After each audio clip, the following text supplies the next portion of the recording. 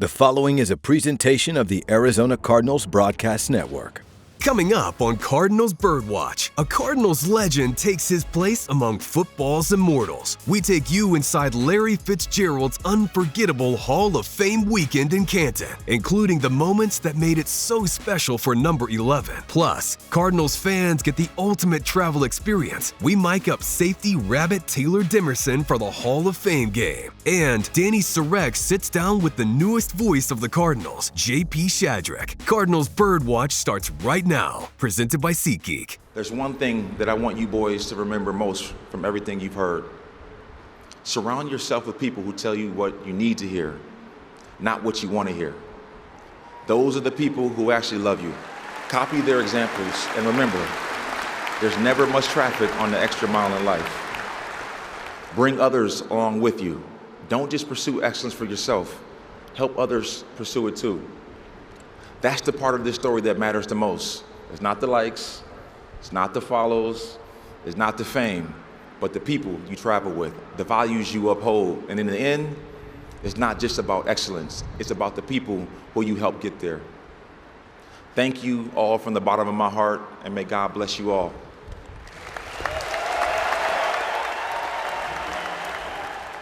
One of the many messages in Larry Fitzgerald's Hall of Fame Enshrinement speech, not just with his three sons in attendance, but with the football world.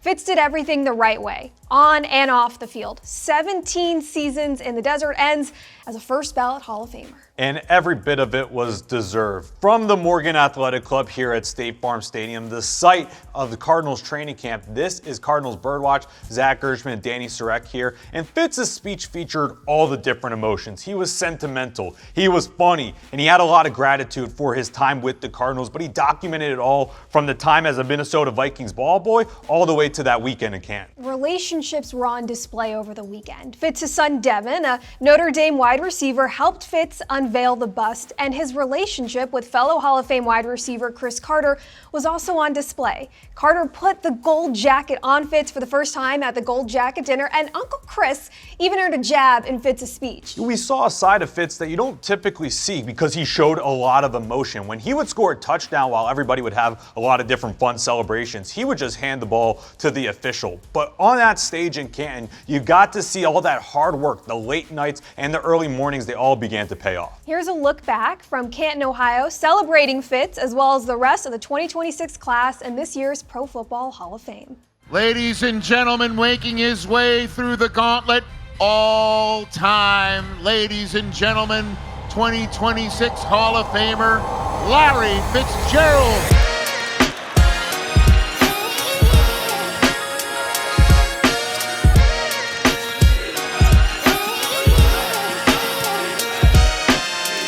And Uncle Chris, since we got all them pleasantries out the way, I hope we both can agree. My hands have always been better than yours, right? All right.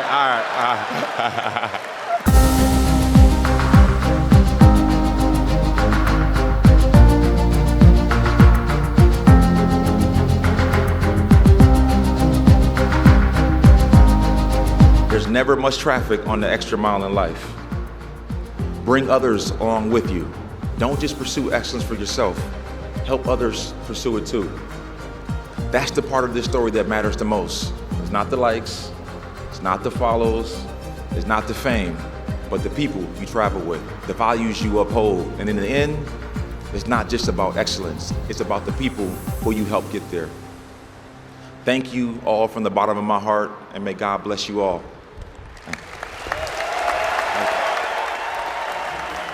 It was truly a magical weekend, and I got goosebumps every time I heard Larry, Larry chants from Cardinals fans who traveled from all over just to celebrate number 11. And if you thought the celebration was over just because the time in Canton is done, you would be mistaken, because Larry Fitzgerald will have his name and his number retired here at State Farm Stadium when the Cardinals host the Denver Broncos on October 25th, where Fitz will be the 6th Cardinal all-time to have his jersey digits retired. Safe to say, Fitz is officially retired. Coming up, what if you could travel like the team and celebrate Larry Fitzgerald Hall of Fame induction from the inside? We take you along for a one-of-a-kind Cardinals Premier Travel experience in Canton. More Cardinals Birdwatch after the break, presented by SeatGeek. Cardinals Birdwatch is sponsored by State Farm. Like a good neighbor, State Farm is there. For all the good in the world, traveling can still be as frustrating as ever. Expensive flights, getting to the airport early, waiting to board, sitting in a cramped seat and getting one measly snack. It can get old, Zach. If only you could travel like you were part of the team. Oh wait, but you can. And hundreds of Cardinals fans had that opportunity as they boarded the Cardinals team plane and went to Larry Fitzgerald's induction in Canton, and they had a weekend full of Fitz content. The group went to the game Thursday night. They went to the gold jacket ceremony, the parade downtown, the Enshrinement ceremony, and Saturday night even had a private party celebrating Fitz, who was in attendance with former Cardinal and fellow Hall of Famer Kurt Warner. That's right, Cardinals Premier Travel had all the makings of a Hall of Fame weekend. I just want to show a little love to my Cardinal fans here in attendance today. And to the Cardinal fans back home in Arizona, you guys supported us on and off the field over the years. You showed up at home games, you showed up at away games, through wins and losses. It's been 22 years and counting, Arizona, and I'll spend the rest of my life trying to replenish the well of goodwill I've been lucky enough to drink from.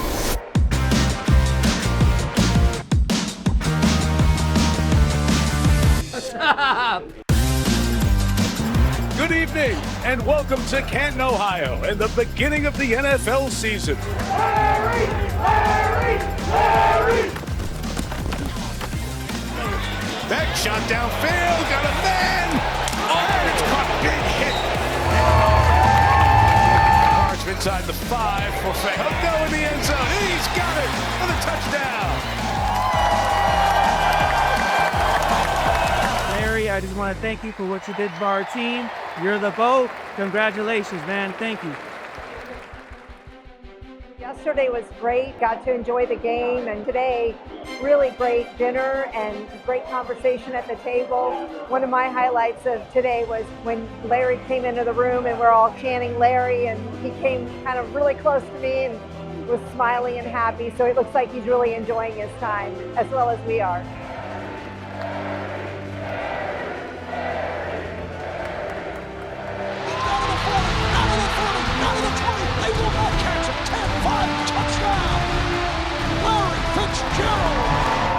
It's time for Larry Fitzgerald to get his jacket.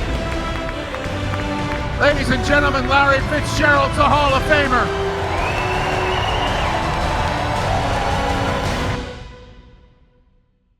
Let's go, Larry!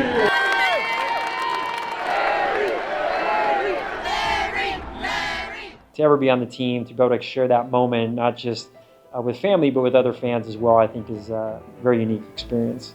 The relationship that I was able to develop with so many, all these guys to come back and show love for the career because they know what went into it.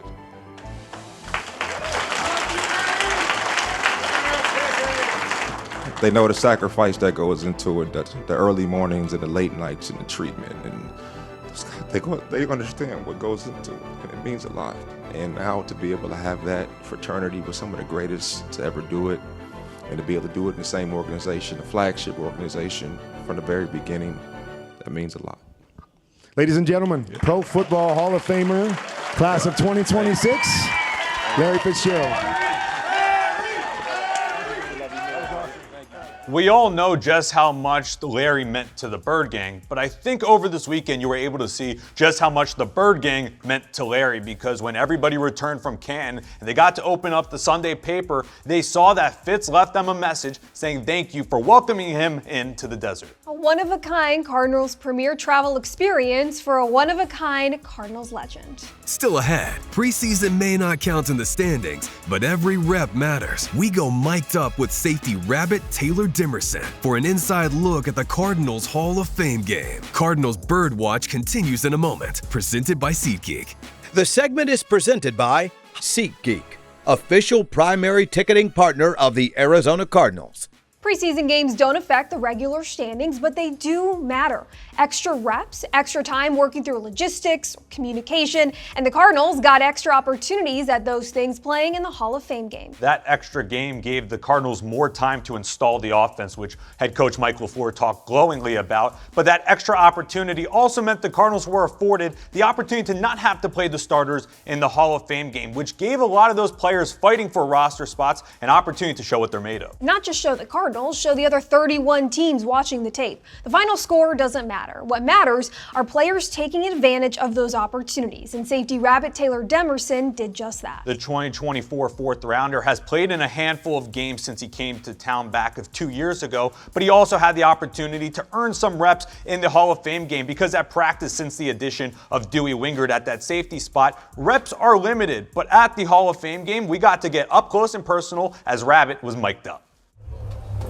Hey man, hey, fly around day, have fun. This is easy as long as we communicate, bro. Play for the next to you, bro. And put that on tape. Me and that you said. Takers on 3, 1, 2, 3. Takers!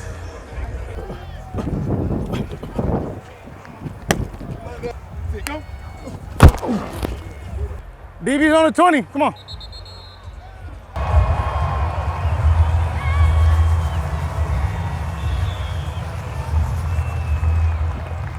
He said the 45, right?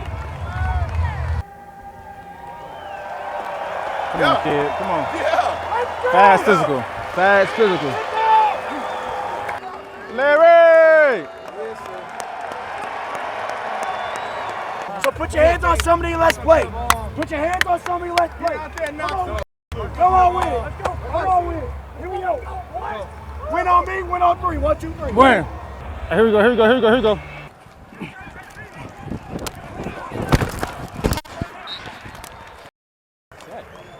Hey, let's talk, let's talk, let's talk, let's talk, let's talk. Hey, good. You almost got the ball out on that box. I gotta get the credit card slipped a little harder. Oh! I seen that coming, bro. Hey, E! Yo! Can I see that towel, buddy? Deacon Wingard. Feel good? Yeah. Got the first tackle out the way, you know. Yeah, I'm on. Head coach Mike LaFleur decided to play the starters against the Raiders, who had sat out earlier against the Panthers, to provide them the opportunity to go through pregame warmups and get out any jitters they might have before the regular season. He's seen it both ways. When he was in San Francisco, they played the starters during the preseason. With the Rams, they did not. So the one thing that Mike LaFleur has continuously said is, we're not the Rams, we're not the Niners, we're the Arizona Cardinals, and we're going to cater this team to do exactly what is going to make this program successful. Is this a one-time thing? Still to be determined. We'll see what happens next week when the Cardinals host the Dallas Cowboys. Coming up, a first-round pick makes his Cardinals debut, and we'll take you inside one of the most exciting moments from the preseason. Cardinals Birdwatch continues after this, presented by SeatGeek. This segment is sponsored by Desert Financial Credit Union, official banking partner of the Arizona Cardinals. As the preseason slate rolls along, we sit down with the man responsible for making many standout plays throughout training camp. It's the Cardinals first rounder, Jeremiyah Love, and I'm Zach Gershman. Jeremiyah, we've talked a handful of times since you came to the Valley. Now that you have all of these padded practices under your belt, in what ways are you a different player from the time you arrived to the Valley back in April? I would say I'm definitely more of a pro now. I first came out and I was still, trying to find my way, but now I'm playing like a pro. I'm playing with physicality, playing with intentionality, and, I'm trying to get my job done. We talked a lot about a loaded running back room, and it's something that head coach Mike LaFleur said he's never going to complain about having too many good running backs. As these practices have progressed, have you gotten a better idea maybe how that distribution is going to play out, and in what ways can a shared backfield help elevate an offense? Yeah, at the end of the day, it's going to be coach's decision, so I haven't been told anything, and I haven't really seen anything, nor am I really paying any attention because, whenever I get my opportunity, I'm going to take advantage of it. And whether that's, 10 carries, whether that's 20 carries, or however many carries it is, it doesn't really matter to me. I'm going to take advantage of the opportunity. Can you sense the ways that all your different game styles start to complement one another? Oh yeah, for sure. Tyler, as people see him, is more of a bruiser type, a guy that's gonna go downhill and get those tough yards. People see me as the elusive backs. People see James, I believe, is kind of a bruiser as well, a big back. But we all are good at what we do, but we all kind of complement each other because at the end of the day, we're all trying to get the same job done. We just have different, ways in which we approach trying to get that job done. After the Cardinals play the Raiders, you'll be heading back to Tempe to practice there. But were there any memorable fan interactions you might have had? And what was it like actually practicing in front of the Bird Gang for the first time? It was great. I feel like we have a very great fan base. Guys that come out and support, us as players. And that support allows us to come out here every single practice, every single game day, to go out there and do what we need to do. So it was a very great feeling for me just seeing all the people come out and support us, because at the end of the day, it's all about the fans. We wouldn't be football players and we wouldn't be the people that we are without the fans, supporting us and showing up and just making sure that they're doing their part. So it was great seeing that, and I felt very honored to, say hi to the fans and sign some stuff as well. It was a great feeling. Well, there were a lot of number 4 jerseys that were out and about at the red-white practice. I'm sure there'll be more as the regular season rolls along. And in anticipation of that, check out azcardinals.com for all the latest Cardinals information. Coming up, meet the newest voice of the Cardinals, JP Shadrick, as Dani Sureck gets to know the man behind the microphone. Cardinals Birdwatch continues after this, presented by SeatGeek. Welcome back to Cardinals Birdwatch, presented by SeatGeek. This segment is presented by AM/PM. 2 preseason games down, 2 to go. Dallas and Green Bay. Zach, that is 2 more opportunities for this coaching staff to lock in their communication style, their processes, and for the players to show why they're deserving of a spot on the final 53-man roster. Reps are valuable no matter what the role is, especially when you're going to be in the broadcast booth, because the Cardinals radio team has a new face and a new voice joining them, and that is JP Shadrick, the new play-by-play voice of the team, who will be calling games alongside former Cardinals center AQ Shipley. Dani, JP comes to the Cardinals after spending the last 14 seasons with the Jacksonville Jaguars. JP's got more than 20 years of experience. We're excited to have him join our team, and I had a chance to sit down with the new voice of the Cardinals. There's a new voice of the Arizona Cardinals, and we get a look at his face, which he doesn't normally get to show off. So we're excited to introduce JP Shadrick to the team, the new voice of the Arizona Cardinals. JP, welcome to Phoenix. This is your first time here. Yeah, lucky us, we get to see my face. Yeah, great.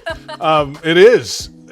Yesterday it was the first time I've ever stepped off a plane in Phoenix. So this is a great adventure. I haven't done something like this since I was early in minor league baseball days.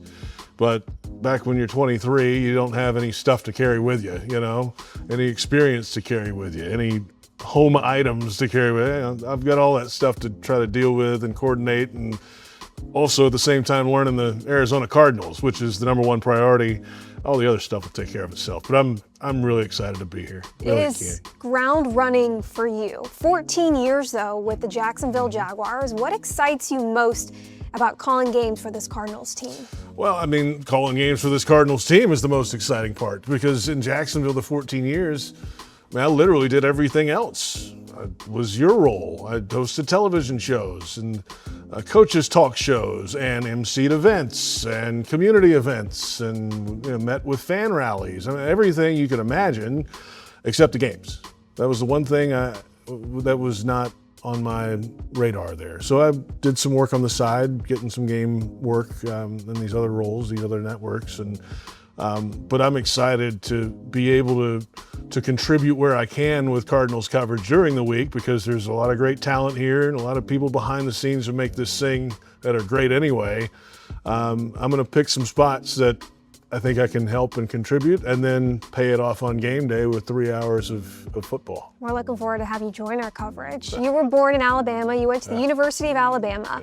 What inspired you to first get into this field? I was a sports fan. I didn't play many, but I was a huge Alabama fan. Like, Alabama football's the thing, unless you're an Auburn fan, but nobody's perfect. That's fine. So that was it. I always enjoyed television. I enjoyed listening to the games on the radio. I listening to the television announcers and what do they do? How did they do this? And then you get to Tuscaloosa And, there's not really a program for it, but there are ways to go learn how to do this. College radio and, that kind of thing was always in my interest over the years. And you get influenced, there's certain announcers that you listen to, or I'd listen to at least, that, that's kind of what I want to not necessarily be, but there's some things that they do that I think just should be the sound of radio, and especially football, or back in the old days, baseball on radio. And, listening, studying some of their work over the years, and then getting on tape and doing it yourself is the only way to figure out if you can handle it. And I've been very fortunate. You've called a variety of sports. College football, baseball, golf. Yeah. What's your favorite call you've ever made? Well, boy, it's a good one.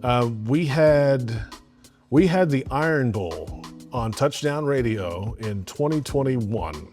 Alabama's on the road. It's Bryce Young, and they're down. They get the ball at their own 3 with like a minute and 20 left in the game. On the road, down by 7. Hostile environment at Jordan-Hare.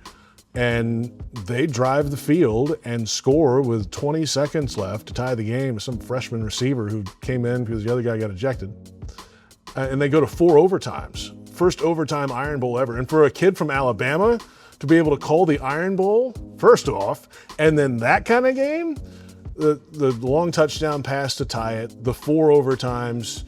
So that meant, okay, it's a long running game, final score. And you know what? We made our flight in Atlanta that night. We got out of the stadium so fast. None of the fans were out. It was just a perfect night. And that touchdown call to tie it, that was a fun one. There's a bunch over the years. Some Michigan, Ohio State bangers, some NFL, some huge moments in London for the Jaguars.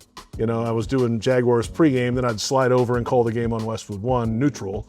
But the Jaguars' success over there a lot is some of those stand out too, because those are special games. You've even called some Marvin Harrison Jr. touchdowns from Ohio State. Hoping we get to hear more of those now in a Cardinals jersey. He was a star. I mean, those teams were stacked in Columbus. That receiving core, if he's like the new guy and the rest of them are all in the league too, it's amazing they didn't win more than they did in Columbus. That's another story. You can't control that now. But I'm excited to see Marvin Harrison continue to improve and get back and stay healthy. And he's a mismatch for a lot of defenses. You're carrying around your board. You are clearly studying every chance you get. I'm walking down the hallway. Which is fair. You've been thrown into the fire. I'm learning about the Cardinals walking down the hallway to talk to you. And we love it. And we know you're not going to have a lot of free time for the next few months. But when you do get that, how do you like to spend it? Oh, I like music a lot. Concerts, albums, the whole thing that comes with that. So I'm excited about all the venues in town that we have here in Phoenix area, in the Valley, to go see live music. Love that. A little golf. I'm not a huge golf fan. I would like to play golf with Alice Cooper. That's when you know you've arrived in Phoenix. If I can get that done one of these days, that would be incredible because his story is outstanding. But those are the main things. I'm excited to go see all the natural beauty up in the state. It's everywhere. And, I come from a swamp, basically. So it's going to be nice here in the fall and the spring. It's all about ball right now, though, Dani. 100%. Okay? It's all football. We can worry about that in the offseason. Love to hear that. Okay, JP, we're going to have a little rapid fire here. Okay. Just really quick answers for fans to get to know you a little bit better, more so as a person. You ready? Sure. Okay, favorite meal? Fried chicken. Hype breast, song. With white meat though. Like the breast is right. One word answers. Sorry. Yes, that's okay. Hey, this is your show. That wasn't in the rules. Hype song. Oh, I'm an Allman Brothers Band fan, so it's got to be Southbound. Hardest sport to call. Women's volleyball on the radio. Favorite sport to watch. Football. NFL football is yes. You're in the right spot. Yes. Cats or dogs? Dogs. Allergic to cats. Good answer. Favorite TV show to binge? Seinfeld. Game day superstitions? I walk around the field once before the game. Favorite vacation spot? Wow. I might have a new one now since I'm out here. I don't know. The United Kingdom. London. Hardest name you've had to announce on air? I'm going to make you say it again. Oh, gosh. I'd have to think back. There's a bunch of guys like Samoan guys that play in the Pac-12, or if it was Pac-12, I'd have to go back and really think, Dani. Okay. I don't have an answer for that one. Last one, favorite announcer growing up? Keith Jackson, ABC. JP, and I know you've only been in the Valley for a few days, but it's nice to see that AQ Shipley hooked you up with his barber right from the jump. You know, we're going to have, I think, the, it's going to be a beautiful booth. I can say that. But I can say also that pound for pound, we're going to be a problem for other booths in the league. Like, nobody knew I was 6'3" until I walked in the door today. And with Shipley's, ability in the trenches, your dynamic ability on the field, I don't think there's a trio in the league that can stop us. I don't bring the height, but I'll bring the sass. I'll bring the punch to the game day I think broadcast. you're feisty. I think you're going to have that with you, and I think that's going to go a long way for us. Well, JP, I'm looking forward to being part of the radio game day broadcast with you and AQ, and I know that Cardinals fans are excited to get to know you throughout the season and get to hear you call plays on Sunday. And you know what? I'm going to be out and about when I can, when the season kind of settles a little bit here. So I love talking to fans. I love talking football with people out and about. That's what we made it in Jacksonville. And like, if you see me somewhere, the grocery store or a restaurant, let's go. Like, come on up and say hi, because I love to do it. They'll recognize your voice and they'll get a good look at your face when they see you out in public. Appreciate the time, JP. All right, Dani, thanks. JP's not here to replace Dave Pasch after 24 years in the booth. JP's here to be himself, and we're excited to hear him call plays on Sundays. He's going to bring the experience. He's also going to bring the enthusiasm to all these different Cardinals calls, and fans are going to love him not just for his commentary, but they're also going to just love seeing JP around the team. Cardinals fans, we do have a quick programming update. Cardinals Birdwatch will now air Thursdays, 6:30 p.m. on AZ Family throughout the regular season. On Saturdays, you can catch Cardinals Game Plan with head coach Mike LaFleur every week at 6:30 p.m. We'll catch you next Thursday right here on Cardinals Birdwatch. Thank you for watching Cardinals Birdwatch, presented by SeatGeek.